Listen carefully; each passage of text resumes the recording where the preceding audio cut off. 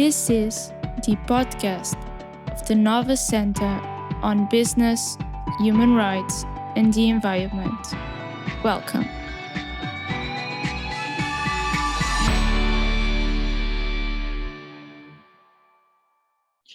Bem-vindos de novo ao podcast do Nova BHRI. O meu nome é Sara Pacheco e hoje tenho comigo a Maria Folk. A Maria é consultora principal da área de prática de Economia Social e Direitos Humanos da Vieira de Almeida e Associados e coordenadora do programa Pro Bono dessa firma, colaborando também com a Fundação Vasco Vieira de Almeida como assessora estratégica. A Maria tem uma vasta experiência na capacitação e apoio jurídico a empresas sociais e organizações sem fins lucrativos e também assessora outras empresas na sua jornada para se tornarem promotoras dos direitos humanos, nomeadamente no contexto da relação com a sua cadeia de valor.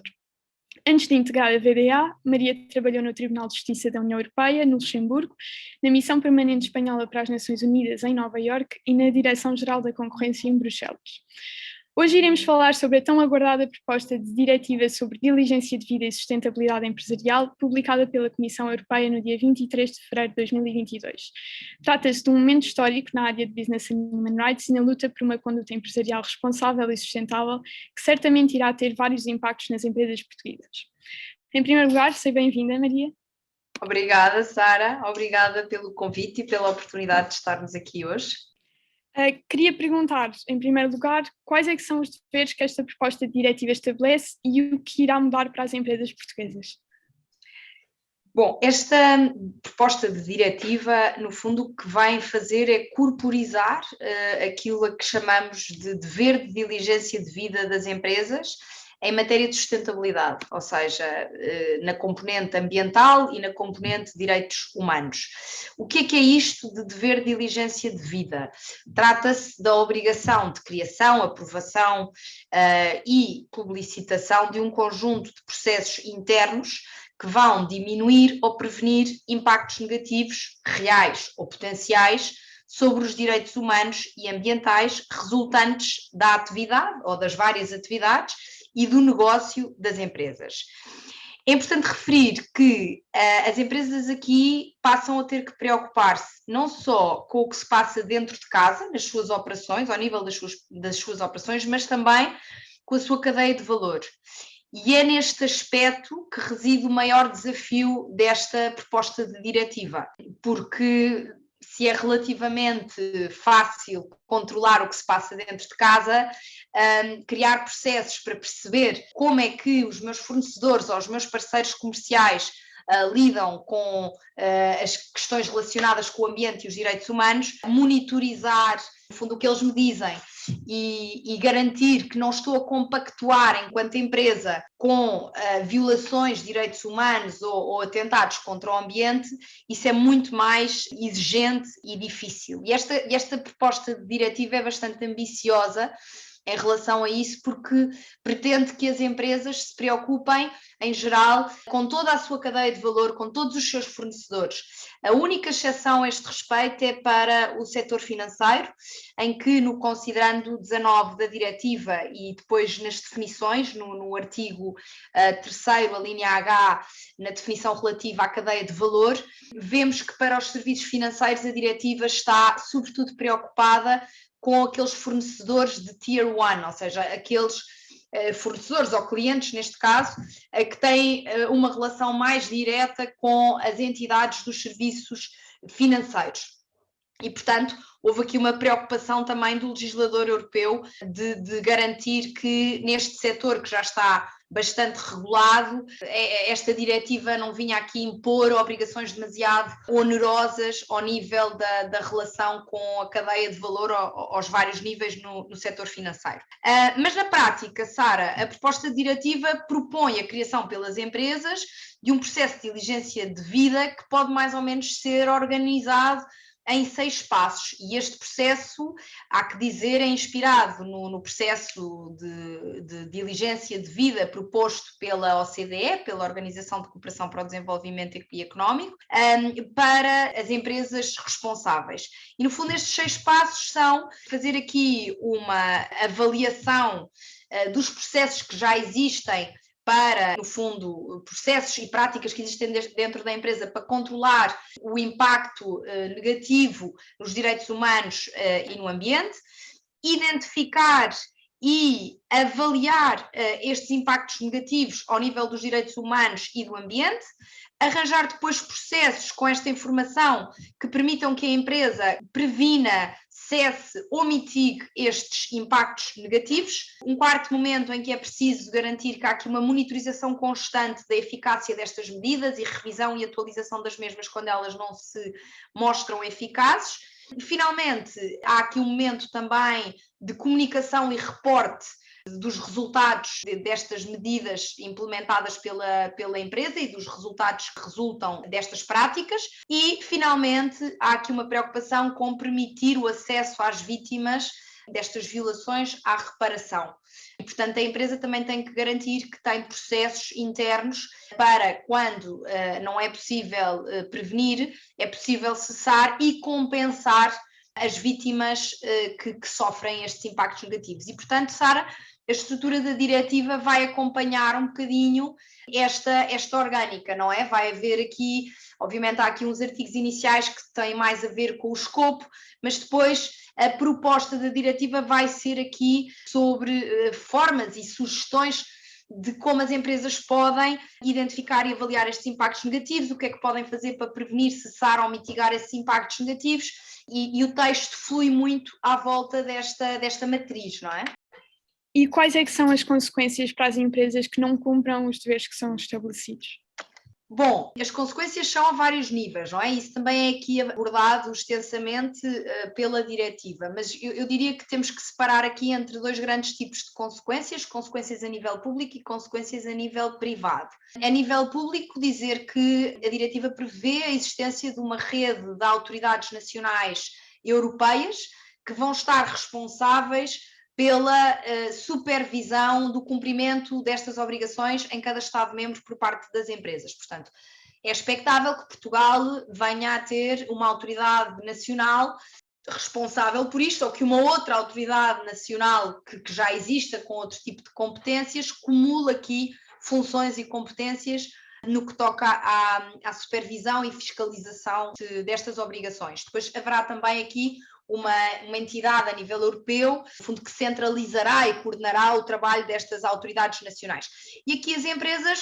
o que é que podem esperar? Aquilo que esperam de qualquer autoridade nacional administrativa, não é? Ou seja, se estas autoridades identificarem o incumprimento de uma obrigação por parte de uma empresa portuguesa e, na sequência da investigação realizada, essa violação venha a ser confirmada, é expectável que lhe seja aplicada uma coima em função do volume de negócios. Depois temos o chamado private enforcement, não é? O private enforcement já é ao nível, como o próprio nome indica, privado, não é? E do acesso à reparação por parte da sociedade civil de danos causados pelas empresas, não é? E aqui o que a diretiva faz é começar a criar um novo layer de responsabilização das empresas perante a sociedade civil e permite aos cidadãos, se entenderem que foram prejudicados por causa de uma violação de uma empresa relativamente em matéria de direitos humanos ou de ambiente, poder processar esta empresa e pedir uma indenização pelos danos que sofreu. E, portanto, e aqui é engraçado porque a diretiva também, ou o texto da proposta diretiva também já dá algumas pistas sobre como é que os Estados-membros devem passar a incluir e a prever a possibilidade por parte dos privados de terem acesso à reparação e pedirem aqui uma indenização quando se sentirem lesados pela violação destas regras. Também dizer que estes mesmos particulares podem atuar a dois níveis, não é? Não só ir a tribunal pedir uma indenização por perdas e danos relativamente ao incumprimento das empresas por parte destas obrigações, mas apresentar também aqui uma queixa à autoridade nacional que esteja responsável pela supervisão do cumprimento destas obrigações e, se na sequência do processo de investigação concluir que a empresa de facto violou essas obrigações, ela pode ter aqui consequências a 2 níveis, não é? A nível público e a nível privado. São 2 processos completamente separados e independentes e que podem correr em paralelo. Depois também era importante aqui referir uma questão também interessante aqui da diretiva, que tem a ver aqui com um alargamento do dever de lealdade dos diretores. Quando eu digo diretores, estou-me a referir aos membros do Conselho de Administração, dos boards das empresas, relativamente a estas matérias. Ou seja, aqui a diretiva não é muito específica, obviamente vai ser necessário perceber depois como é que isto se vai concretizar na prática, na legislação de cada Estado-membro, incluindo em Portugal, mas basicamente o que a diretiva prevê é que a partir da sua aprovação, os administradores ou os gerentes das empresas abrangidas por estas obrigações têm, quando agirem nos melhores interesses da empresa, portanto o tal dever de lealdade perante a empresa, têm que fazê-lo tendo em consideração também as consequências das suas decisões a nível de sustentabilidade, incluindo, sempre que tal seja relevante, em termos de direitos humanos, alterações climáticas e questões ambientais a curto, médio e longo prazo. E o que a diretiva seguidamente estabelece é que os Estados-membros devem também prever consequências para quando os diretores ou os gerentes, não tomarem decisões tendo em conta estas implicações. Ou seja, a violação do dever de lealdade, as consequências da violação do dever de lealdade por parte dos gestores ou administradores, também tem que passar a prever uma violação tida em conta suficientemente, implicações a nível de direitos humanos ou ambientais na tomada de decisões por parte dos responsáveis das empresas. Considera que há ser incentivada a consideração dos critérios de ESG por parte dos diretores nas estratégias empresariais? Sim, eu penso que o framework ESG, Environmental, Social e Governance, é um framework que as empresas aceitaram muito bem e que já faz parte do seu vocabulário e que tem bebido e beneficiado de uma vasta regulamentação a nível europeu, que resulta do Green Deal e da legislação toda para o investimento sustentável, que dirigido ao setor financeiro. E eu diria que teria de começar por dizer que esta proposta de diretiva é mais uma peça neste grande puzzle de legislação europeia relacionada com a proposta de aplicação de critérios ESG ou uma conduta mais sustentável e mais responsável por parte das empresas. Relativamente à estratégia empresarial, e agora voltando aqui a falar um bocadinho na questão da tomada de consideração de fatores ou implicações ambientais e direitos humanos por parte dos diretores e gestores da empresa, gostaria apenas de notar que em Portugal é possível que isto não tenha um enorme impacto relativamente à realidade atual. Isto porque, ao abrigo do artigo 64 do Código das Sociedades Comerciais, os gerentes ou os administradores da sociedade já têm aqui um dever de lealdade, não só no interesse da sociedade, atendendo não só aos interesses dos acionistas, mas também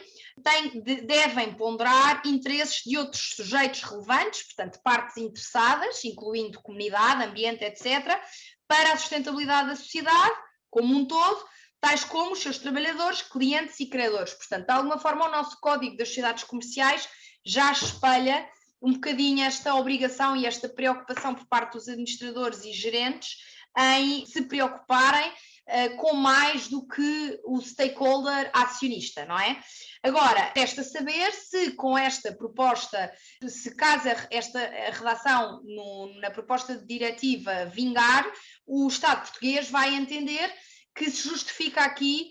um alargamento ou um reforço do dever de lealdade dos administradores perante partes interessadas face ao que aqui está. Mas,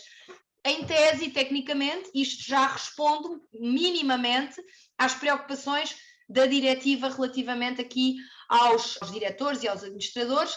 e, no fundo, podemos dizer que a legislação societária nacional já, de alguma forma, prevê uma obrigação dos administradores das sociedades comerciais tomarem as suas decisões com base em critérios ESG e tendo em conta implicações ESG. Aqui, ainda relativamente ao framework ESG, dizer apenas que esta diretiva, no texto atual, tem um foco muito grande e obrigações relativamente complicadas do ponto de vista da dimensão social, não é? E por causa daquela questão que eu referia inicialmente, porque as empresas deixam de ter que se preocupar apenas com o que acontece nas suas operações e passam a ter que também controlar o que é que acontece na sua cadeia de valor, mas também tem aqui, a proposta de texto tem aqui alguma preocupação na parte ambiental. Isto de que forma? Uma parte das empresas abrangidas por esta proposta de diretiva, portanto as grandes empresas, as cotadas, as que têm mais de 500 trabalhadores ou 150 milhões de euros de negócios a nível mundial, não ficam obrigadas, se o texto da proposta diretiva vingar, a ter um plano que no fundo reflita uma estratégia comercial para limitar o aquecimento global a 1,5 em conformidade com o Acordo de Paris.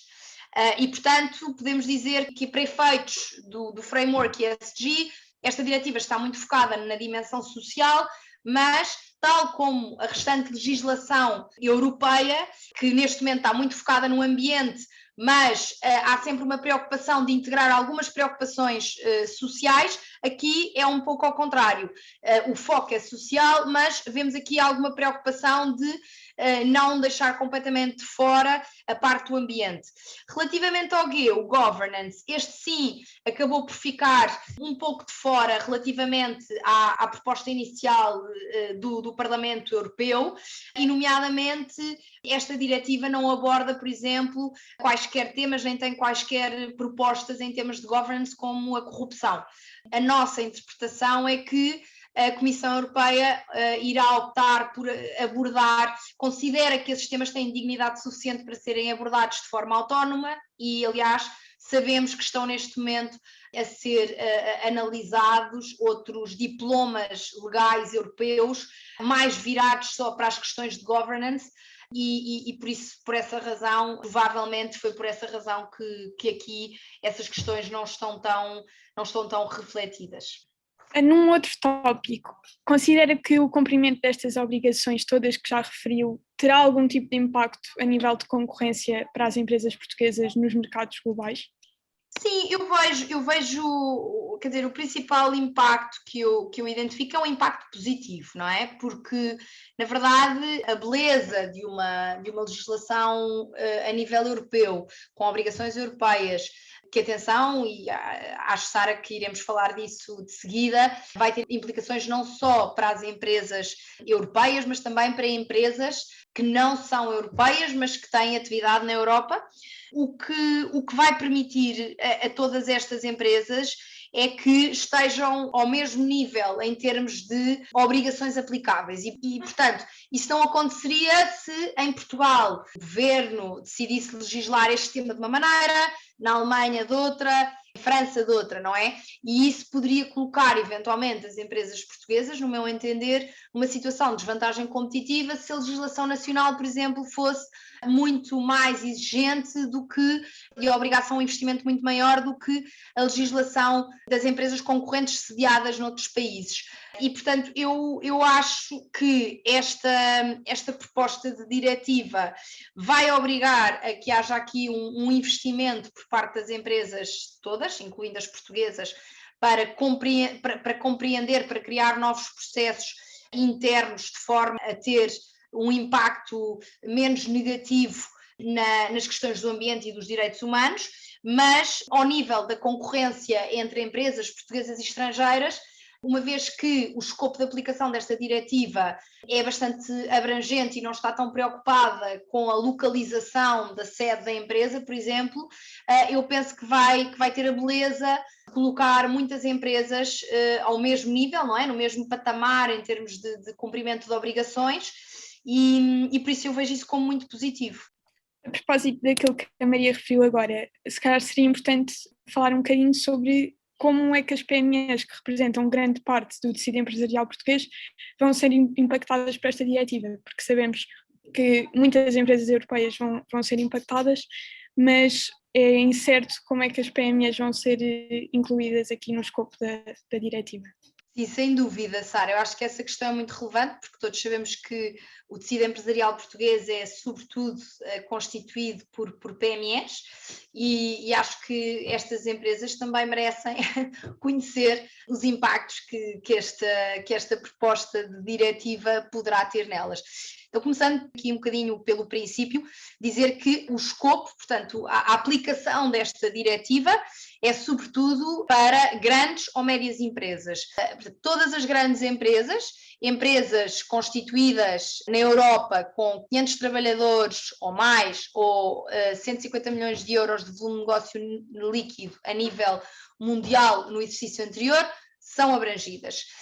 Depois há um segundo layer de empresas europeias que também são abrangidas, que são as empresas médias, chamemos-lhes assim, que são as empresas com mais de 250 trabalhadores e um volume de negócios líquido de 40 milhões de euros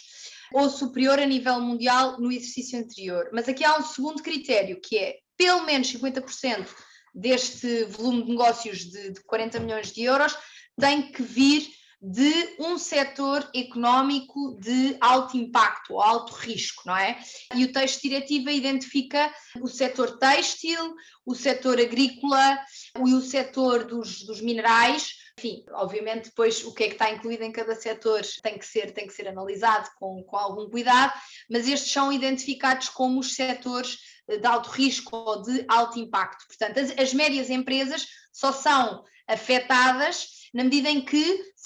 50% ou mais dos 40 milhões de euros do volume de negócios a nível mundial provenham de algum destes setores de alto impacto. E depois temos ainda uma segunda categoria de empresas, que são as empresas sediadas fora da Europa, mas que têm atividade na Europa, e estas também são abrangidas. E esta foi uma grande novidade, face também à pressão inicial, e são abrangidas como aquelas que tenham um volume de negócios líquido superior a 150 milhões de euros na União Europeia no exercício anterior, portanto aqui não há o critério dos trabalhadores, é só o critério do volume de negócios, e depois as médias empresas com um volume de negócios líquido entre 40 milhões e 150 milhões de euros na União Europeia no penúltimo exercício, caso 50% ou mais provenha da atividade desenvolvida num daqueles três setores de alto impacto que referíamos como os têxteis, a agricultura e os minerais. E, portanto, estas obrigações objetivamente são dirigidas a este público-alvo, não é? Portanto, grandes e médias empresas dentro e sediadas dentro e fora da União Europeia, e no caso das médias empresas, a preocupação do legislador europeu é mais com, no fundo, de onde provém as receitas de mais de metade do volume de negócios, e, portanto, só são abrangidas as médias empresas cujos resultados provenham essencialmente de setores de alto impacto ou de alto risco, como aqueles que referimos. Onde é que as PMEs entram neste filme, como se costuma dizer? As PMEs entram dentro deste filme por causa daquela questão que temos vindo a falar, que é que as empresas têm que estar preocupadas não só com o que acontece ao nível das suas operações, mas também com o que acontece ao nível das suas subsidiárias e ao nível da sua cadeia de valor. E relativamente à sua cadeia de valor, a diretiva, no fundo, o texto da proposta de diretiva determina que, relativamente à cadeia de valor, as empresas abrangidas, portanto, as grandes e as médias dentro e fora da União Europeia, dentro dos critérios que referimos, têm que também estar preocupadas com um conceito que eu acho que é dos conceitos que vai ser mais importante de discutir e de desbravar e de concretizar, que é o conceito de Established Business Relationship, ou, traduzido para português, relação comercial estável. Ou seja, as empresas abrangidas não têm que se preocupar com todo e qualquer membro da sua cadeia de valor, mas têm que estar muito atentos e tentar não deixar de fora nenhum fornecedor ou cliente ou enfim, parceiro comercial que possa qualificar, com quem possa qualificar que tenham uma relação comercial estável. E o conceito de relação comercial estável é um bocadinho difícil depois de aplicar na prática com total certeza e segurança jurídica, porque basicamente este conceito diz o artigo 3º, a linha F do texto da proposta de diretiva, nas definições, que significa uma relação comercial que pode ser direta ou indireta, ou seja, eu posso ter um contrato com aquele fornecedor ou posso não ter nenhum contrato, o que significa que eu, se calhar é um fornecedor do meu fornecedor, mas eu à mesma posso ter que estar preocupado com ele, porque a relação pode ser tanto direta como indireta, que é ou é expectável que seja duradoura, tendo em conta a sua intensidade ou a sua duração, e que não pode ser considerada imaterial ou irrelevante no âmbito da atividade desenvolvida e do negócio daquela empresa em particular. Portanto, como vocês podem imaginar, isto pode dar aso a 1000 interpretações diferentes, e uma vez que vamos ter autoridades nacionais aqui a supervisionar o cumprimento deste tipo de obrigações, elas podem vir a ter um entendimento diferente do meu, e daí o risco de nos expormos à aplicação de uma coima se esse entendimento for diferente, e depois as repercussões ao nível de pedidos de indemnização por parte de particulares, quando aquelas consequências a nível público se deram. E, portanto, é aí que as PMEs entram, Sara. As PMEs não estão diretamente abrangidas pelo escopo desta diretiva, mas as empresas abrangidas por esta diretiva, portuguesas, europeias ou de fora da Europa, que cumpram estes critérios e que tenham como fornecedor ou cliente ou como parceiro comercial estável uma PME portuguesa, as PMEs portuguesas têm que entender estas obrigações e têm que se preparar para as cumprir, porque essas empresas vão exigir que elas as cumpram para não serem consideradas como estando em violação de obrigações que lhes são diretamente aplicáveis. Portanto, é uma aplicação indireta, por assim dizer. Como é que as empresas, sejam PMEs ou não, se podem então preparar para agir conformemente à futura diretiva? Olha, Sara, eu acho que, antes de mais, é começar a compreender a linguagem, porque isto da sustentabilidade, dos direitos humanos, do ESG, é uma nova linguagem que as empresas já começam e cada vez mais vão ter que aprender a falar, é como o inglês, se calhar há uns anos atrás, e, portanto, é muito importante que elas façam um esforço para começar a compreender, no fundo,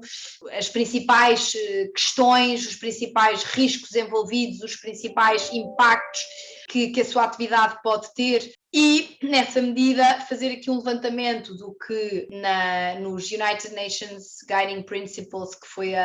o framework de legislação internacional que inspirou agora também este texto desta proposta de diretiva, chama de riscos salientes. Ou seja, cada empresa está inserida num setor específico, numa indústria que tem desafios concretos em matéria de ambiente, em matéria de direitos humanos, e, portanto, não fará sentido empresas de setores diferentes encararem o tema dos direitos humanos e do ambiente da mesma maneira, porque obviamente vão ter sempre desafios diferentes, e fará sentido criarem também processos internos diferentes para lidar com esses desafios específicos. Portanto, eu diria que começar pelo princípio e analisar o seu negócio à luz destes conceitos, numa tentativa de priorizar e perceber o que é mais relevante, o que é mais arriscado, o que é que pode ser mais negativo, e começar lentamente a adaptar-se, criando mecanismos internos e estruturas de governança internas com ownership sobre este tipo de responsabilidades. Eu diria que, em resumo, as dicas são don't wait e team up. Don't wait, porque esta é uma linguagem que não se começa a falar do dia para a noite, é complexa, há uma manta de retalhos que é também um tsunami legislativo a nível europeu que não é fácil de compreender, e muito menos ainda é fácil de perceber como é que tudo se interliga, e pronto, eu acho que as empresas ainda se lembram da experiência que tiveram com o RGPD, o Regulamento Geral de Proteção de Dados, em que as empresas acharam que tinham imenso tempo para se adaptar e para começar a cumprir, para compreender e para cumprir, e, na verdade, acordaram para o tema tarde demais, e isso causou vários dissabores a muitas delas. E, portanto, no fundo é aprender com os erros do passado e não acordar aqui para este tipo de obrigações no dia antes delas passarem a ser aplicadas. E team up, porque na verdade este é um caminho que não dá, ou que é muito mais difícil de fazer sozinho, não é? Uma linguagem que é relativamente recente, já há alguns especialistas no mercado, há consultoras boutique especializadas na sustentabilidade, a Sair da Casca, por exemplo, é uma delas, a Seymour, por exemplo, é outra delas. A Seymour é uma empresa pequena que desenvolveu uma ferramenta tecnológica que permita às empresas avaliarem o seu grau de maturidade em temas de ESG, inclusive na dimensão social e em temas de direitos humanos, e portanto são ferramentas que também podem ser úteis. Apoiem-se em parceiros jurídicos que, de alguma forma, conheçam a legislação e possam guiar as empresas a navegar o cumprimento destas novas obrigações, mas claramente não tentem fazê-lo sozinhos, porque vai ser muito mais difícil entrar nestes temas se não estiverem familiarizados com eles. E portanto eu concluía assim: don't wait e team up. E agora, uma vez que já estamos quase no final do episódio, gostava apenas de perguntar à Maria se tem alguma outra coisa a acrescentar ao que já foi dito. Não, Sara, olha, eu queria apenas agradecer mais uma vez aqui a oportunidade e o convite. Sou uma apaixonada por estas matérias e fui uma das pessoas que fiquei radiante quando vi a proposta de diretiva sair cá para fora, porque de facto acho que vem aqui propor de uma forma um bocadinho mais sólida uma conduta empresarial sustentável, e eu acho que as empresas têm um papel enormíssimo que podem ter aqui nestas questões, e sem as empresas não vamos lá, como se costuma dizer, nem no ambiente, nem nas pessoas, nem nada, e nesse aspecto acho que é aqui aproveitar a oportunidade para continuar a fazer negócio, para continuar a concorrer, para prosseguir, para continuar a procurar o lucro, mas não a qualquer custo, não é? Como dizia o Kofi Annan,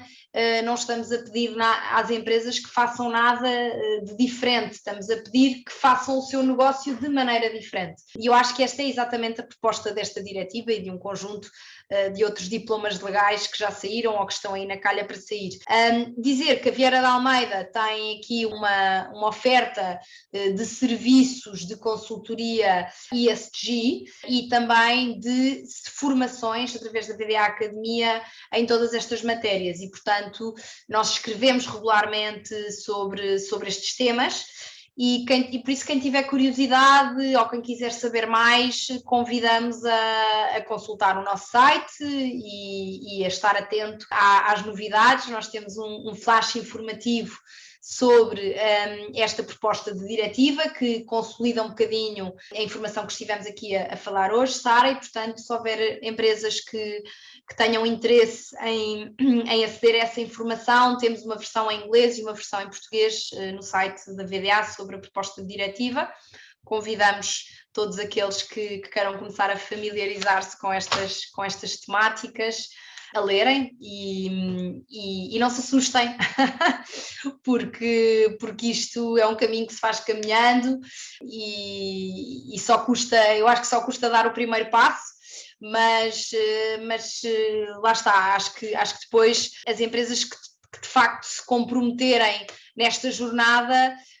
vão ter um sucesso sistémico e de longo prazo garantido, e as outras vão ficar pelo caminho. Isso é uma coisa que está comprovada em vários estudos já, e por isso boa sorte e o que precisarem, estamos aqui. Muito obrigada, Maria, e a todos os nossos ouvintes fica o lembrete de seguirem o Nova BHR nas redes sociais e um agradecimento por nos terem ouvido hoje. Obrigada.